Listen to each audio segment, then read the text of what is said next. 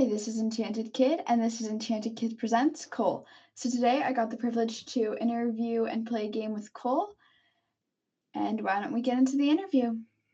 Hey Kole. How's it going? Good, how are you?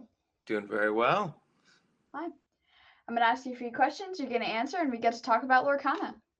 Sounds like nothing better. So what is your favorite enchanted card? Oh, favorite enchanted card. I think what I will say that's my all-time favorite is the Rockstar promo kind of version, but one I guess you could open or get in a pack would probably be one of the first chapter ones. Probably like the Tinkerbell, which I actually have pulled myself when I was playing Pack Rush with my girlfriend. I got it as a prize pack on just like a local weekend. Didn't place very well. Kind of went home, was like bummed out. We did some Pack Rush with one of the first chapter packs I got, and she pulls the Tinkerbell Enchanted. I was like, whoa! I think it's on my like Instagram of us doing it like when she pulled it like live. But it was very very exciting. It was a very fun card when the game launched. Very powerful and brings back a lot of those memories when you see her. So. Yeah, it's really cool, just all the enchantments from chapter 1, especially like the Elsa is really cool. I like the Aurora from chapter 1. Yeah, they have great art. I mean, I would say one of my favorite artists from chapter one was Nicholas Cole with his art of the brave little tailor. I really wish that would have been enchanted, and that would probably be my answer in this. So, like seeing that version that they have with the golden Mickey that you can win at either Worlds or some of the DLCs is really cool. That would be a want or a major wish card for sure. So have you gotten to go to any of the DLCs? Great question. I actually have not. I'm hoping to be able to go to Worlds when is said announced. But no, I haven't been able to make any of the DLCs. If I would have gone to one, it would have been in New York, but there wasn't one in New York. And then the closest one after that for me, I have family in Florida, so like making the Atlanta one was an option, but tickets went so fast and like they have to cap it at a certain rate. So I'm hoping that with the growth of the game, they can either expand these events or at least make them so there's more of them, so that regionally at least people aren't trying to like fly out and get tickets that people would then use locally or whatever else. So would love to. You might hear my little cat in the background. She's now meowing in the other room. So how did you get into Lorcana? So Lorcana for me, I heard about when I was still playing some Magic the Gathering and collecting in that sense of a trading card game, and I kind of offloaded all my Magic the Gathering and went to Gen Con in 2023 and got to meet the crew, Ryan and all them, and open product and get hands on it. I think it was like a month or so before the actual big box, or at least pre-release in local game stores. So that was really cool to kind of be there at the start of it, and it's been a passion ever since. I love opening packs. I love playing with friends. I love collecting myself. I have very close to a play set of every set so far of Lorcana. Sans that the newest chapters probably have the most missing still from. But I would say under 100 cards for most of the other sets at least. So just a few of those expensive legendaries here and there.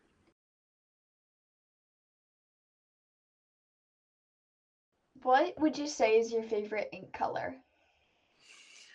Ooh, favorite ink color. That's so tough. It's kind of like which child is your favorite, or which pet is your favorite. If you would have asked me when the game was released and there was only one set, I would say steel, just because of like the Tinkerbell and all the amazing colors. I think that there's still so many amazing cards that if you look at steel is one of like the two big ink pairings kind of right now up there. But there's just the thing with Amethyst that I keep coming back to with card draw and like all the fun mims and like that package that I've kind of been running since set two with a lot of those mims and the foxes and the goats. So I think that if I have to pick one, I land on the Amethyst at the end of the day, personally. So do you change your deck often, or do you just kind of keep it the same? Great question. So I have like 3 or 4 decks usually at any given time. None of them are generally like fully decked out complete decks. They're kind of like in testing variations of stuff, and then when I end up landing on something, I'll take half the cards out of the one deck and switch it to the other deck that I need the legendaries for, or or whatever. But I'm currently bouncing between a red-blue deck that we got to play, or we will get to play, and a my go-to, which is like Ruby Amethyst. I'm still kind of bouncing around with some builds there. Even though currently I just played, like I said, that Steel Song in a competition and been testing Tramp decks. I play a lot of Lorcana in my spare time if I can. Yeah.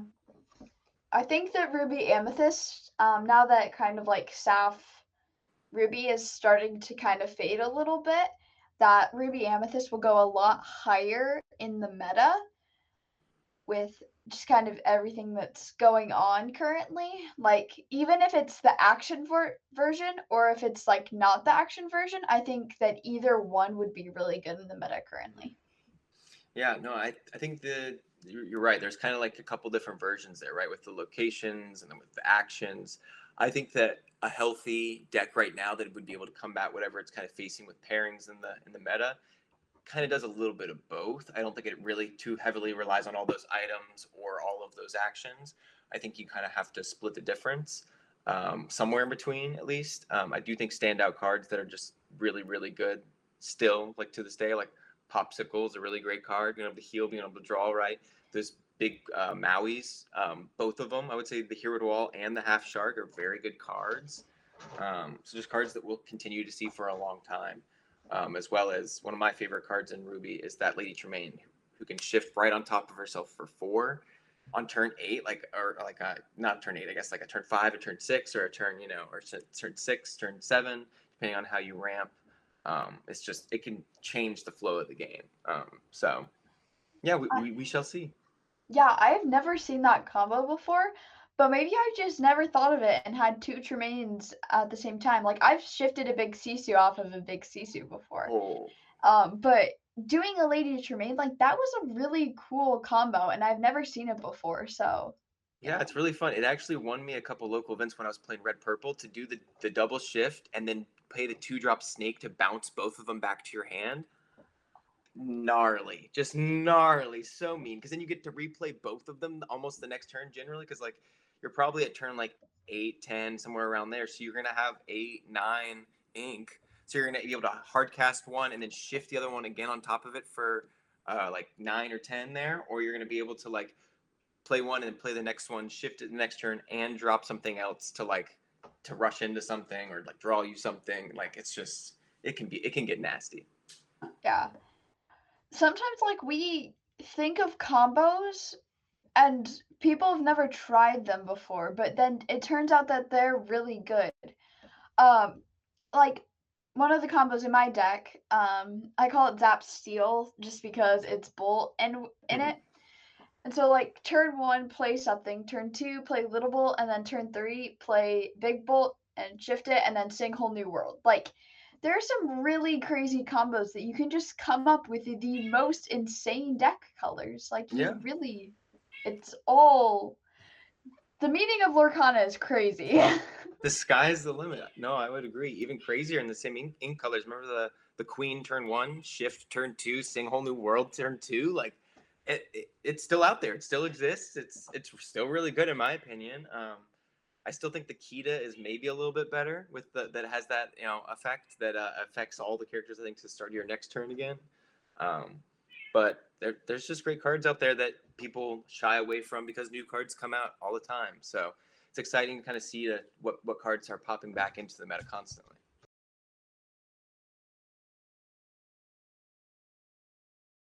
So, how do you feel about Hiram and Fortisphere getting banned? I always loved me some Hiram in the fact that I've been playing since Lorcana came out. So when he came in that starter deck, I loved being able to draw those 2 cards. I never saw that it was too broken over powerful until we kind of saw this new shift in meta when almost all I'd say 60 to 80% of players competitively were playing some blue steel action or some form of that. So I understand where it's coming from for the longevity of the game. But he will be missed in my heart. He was a very fun card. And then that being said, for Fortisphere, I think it just had to be kind of paired with one of the items, and since Popsicles printed on a few other, or at least one other card is mentioned on Nick Wild's card, I think they didn't want to like cause any other interactions with that. So unfortunate, but I understand why it's needed for the longevity of a trading card game. Yeah. Even though the meta, it was kind of like when Bucky got banned, a lot of people like didn't know what to do afterwards. So it was like kind of like scrambling for a little bit, trying to find a different kind of like deck and figuring out if you play the same deck without Hiram or you just try something new. So I think it kind of just went pew. Exactly. I literally took a Steel Song deck to the 1K event I played like last weekend because I was just like, I don't even know what to play anymore. You know, Steel Song's a good combo. It's very strong. It's very fun. I finally have the Rapunzels, so that's why I hadn't played it for a long time. So finally was able to play it with a version of that. It was really fun still. So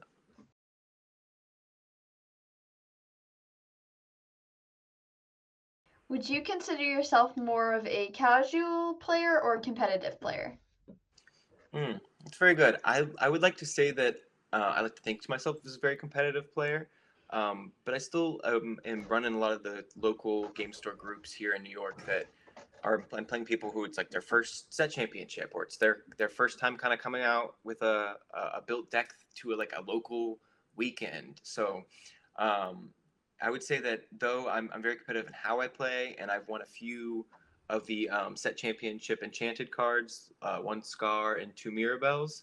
I would say that by no means am I like a top player in my minds, but I would love to. I watch a lot of stuff that Zan and Terrace, one of the good Ruby Amethyst players, Terrace LP, and some of the other smaller creators even, and some of the other winners that have won some of the DLCs as well. Ding and some of them I follow. So I like to stay informed and say I'm in that same grouping with a lot of them, but I think there's a skill gap in between me and them, at least in my own mind. That maybe one day. You know, you really never know. Depends on how you're doing, like, Yeah, and how your deck's performing in the meta and everything. You never know. yeah. I would say that a lot of it too is like being able to go first is huge. So these die rolls, that's huge for some of these decks. The Lady and the Tramp deck that I was getting to kind of test for before that 1K event for a long time was so strong. It's like 60, I want to say like 65% win rate on the getting to go first, but then on the draw it's like 40. It drops so significantly that it's like almost unwinnable going second. It's not, but it's very very tough with those matchups you can get. So it's really cool to see this meta grow and change, and I'm excited to see what else is announced, whether it be more bans or more events moving forward. But very excited for the future of Lorcana.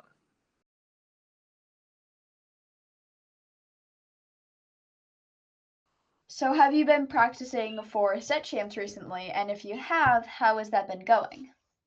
Yeah, I would say that's what I've been looking at, like practicing as much as I can the next 2 weeks for these set champs. I've seen a lot of amethyst, emerald, like Diablo builds with evasive.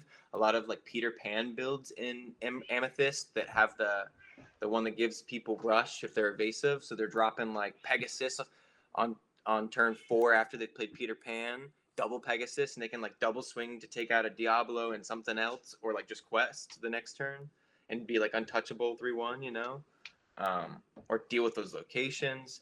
That Peter Pan's been coming back on a lot of different builds. It's been really interesting to see, as well as kind of go wide is a big strategy I've seen too. With some Steel Song, like a lot of those bolts and some of the pennies, or like the pennies at least, and like Lawrence and those Plutos, and just like dropping big characters for cheap, and then Bianca's on 4 because you got Smee out there, and you're just like, my board is massive, you can't touch me.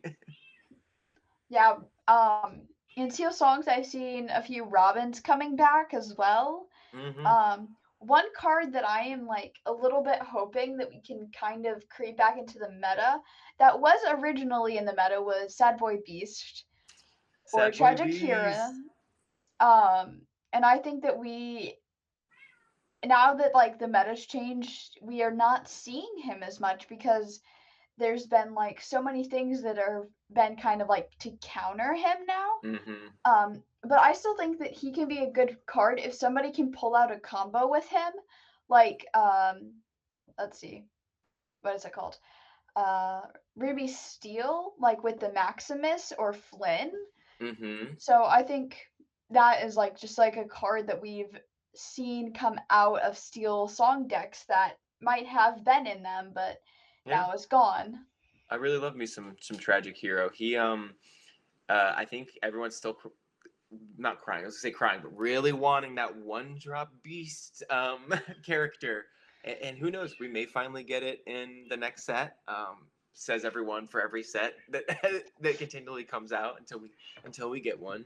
Um, but as soon as we kind of get that shift line, yeah, then he kind of becomes like what, like the Robin Hood, right? So he becomes more attractive in your deck in that way, to where like if you can shift him consistently on that third turn, and then sing with him or do whatever with him, like he will never leave the meta. So if since he's not like currently like ruling the whole steel meta, I'm not mad about it. But I do love the card. He's very fun. I actually, in that steel song build I was talking about, I've splashed a couple of them back in there, kind of in the slot that would normally be like, I don't know, like a Benja slot for item removal, or like another flex low 2 to 3 4 cost slot that you're not seeing in your deck or ever really playing, or you're always using as ink anyway, to have on turn 5 if you're not hitting those aerials or whatever, so you could at least still play him, and on turn 6 get 2 cards to get some tempo back. But has it worked? Have I gotten to play test that deck enough? Not really. So but I love him. Long story short, hope he will get to come back into some meta play, but I'm okay seeing him from a distance for now. What is your favorite Disney movie? Oh, my favorite Disney movie. Well, this recently somewhat changed, I would say, because I hadn't seen um, Oliver and Company for like the longest time. With Billy Joel singing songs in it, and it's about a cat lost in New York. We just adopted a sweet little baby cat in New York as well, so I might be a little bit biased. But the songs are great. It's not super long. It's based on like Bill Sykes and uh, oh my gosh, like not Three Penny Opera, Oliver Twist. Thank you. Yes.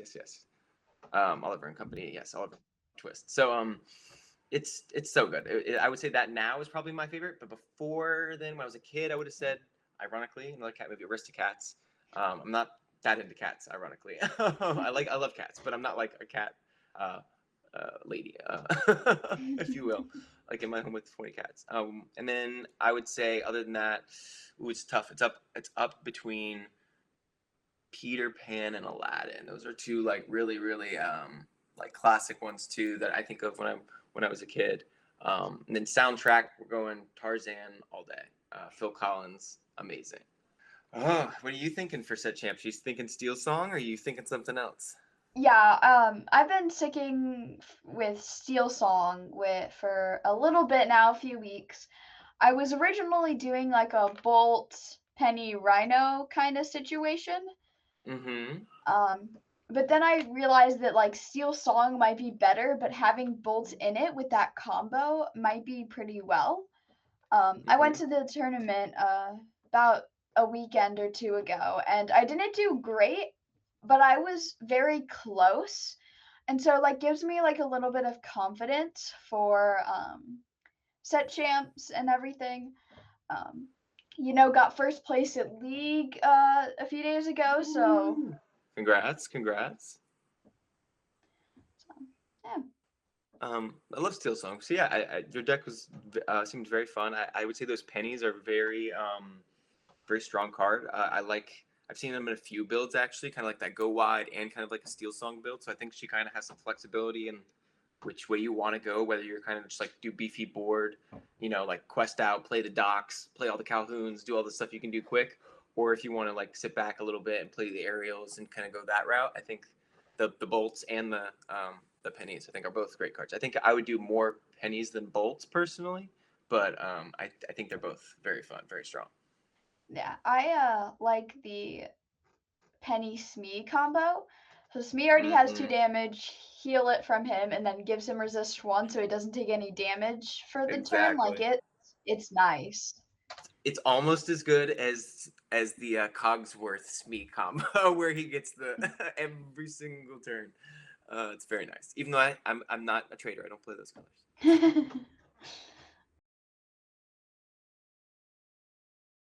So where can people find you on socials?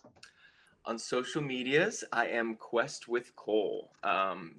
If you have been following me since day one, I used to be Lorcana Eastas, but we did a rebrand this year, and we're all under Instagram. I'm on Twitter or X. I'm on Facebook now. I'm also on TikTok. I'm on Red Note. I'm on Discord and trying to get some streaming a little more active there soon, and YouTube as well. So thanks for coming on and talking. It was really fun. Yeah, it was great meeting you. Great playing with you guys. I always love to play some Lorcana in my free time, and we'll have to do this again sometime. Yeah, that sounds great. I think our game was pretty fun, pretty crazy. I was Yeah. like, I almost said, I thought I was supposed to be the one aggroing over here. I kind of Totally saw should have. my shot and I had to shoot. I was like, I better start taking off now, otherwise I might not get this. uh, Thank you so much for watching. If you like this video, please like and subscribe. You can follow me at Enchanted Hunter on Twitter, Instagram, and Blue Sky, and Quest on!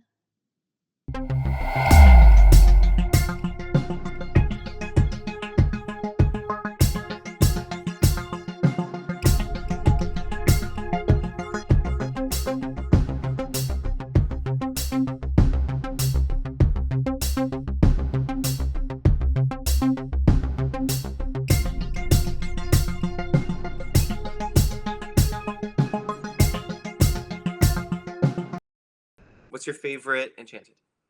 Favorite Enchanted?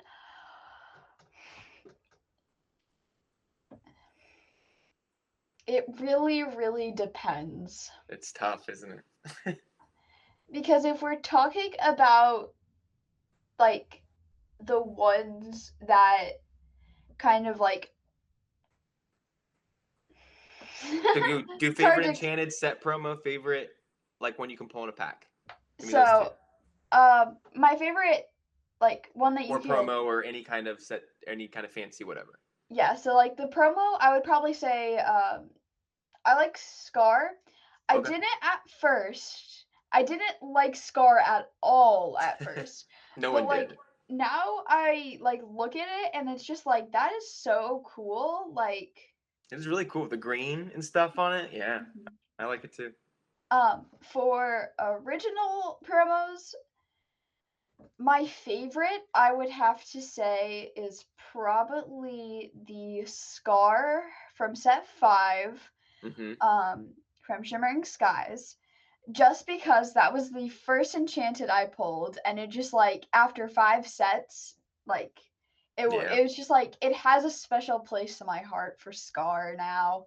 So, but if we're talking about, like, more, like, art and stuff, it's Mm-hmm. definitely Bolt from the set. Like, Oh yeah. it's Very cool. so cool. Yeah, I'm excited to see what they do for the treatment for Jafar. Do you have any predictions for Jafar? Speaking of. Predictions. My one prediction is I think that the what do you call it? Illumineer's quest is going Mm-hmm. to be different than Ursula's, not only with, like, the storyline and everything, but also with some of the gameplay as well. Hmm. Just because Jafar has a different ability with the Mm. scepter and the crown, or yeah, Yeah, yeah. the crown. Yeah. So I think it's going to be different with the illusions. And as the illusion starts coming in next set, Bolt is going to sky high because he can exert to banish an illusion, which is going to be really good when, Helpful, yeah. yeah, Jafar comes in and has all his illusions out. Yeah, especially at least in the trying to beat Jafar build on like expert mode or whatever, like the Ursula one that's like insane and you have to build a deck completely just to beat her. Yeah. Yeah, very cool. I don't know. Predictions, I think we'll get locations back. I think hopefully we'll get our first legendary location. And then I think we'll get equipable items, maybe. That would be cool. Like items you can attach to a character to give a permanent bonus rather than a temporary one. Um, I don't know. That would be the craziest thing. Maybe a new keyword ability, like to go with vanish, like vanish and something else. Finally, we get the other half of appear. We get like a disappearing and reappearing. That would make a lot of sense to me. What would that mean? I don't know. Yeah. Um, I think that whatever they do with set 8 will be good as long as we hopefully I'm hoping that we get another Mushu because I was Mm, so excited when we got the first one. I yeah. just want one more, and this one to be an enchanted. Wouldn't it be nice? Wouldn't it be nice? He's great. Yeah, no, I love some Mushu action. I'm glad we got him. I want more Pleakley. I need more Pleakley in my life, especially with Lilo and Stitch coming out in just a few more weeks, right? Free. This is a free plug here for you, Disney. I'm telling you, I'm so excited for this movie, but I'm also even more excited if they give us an enchanted version of Pleakley or any version of Pleakley in a wig, in a disguise, and the way he's supposed to be, because that's Pleakley. I that's all I got to say about it, and I'm excited for it, and I can't wait.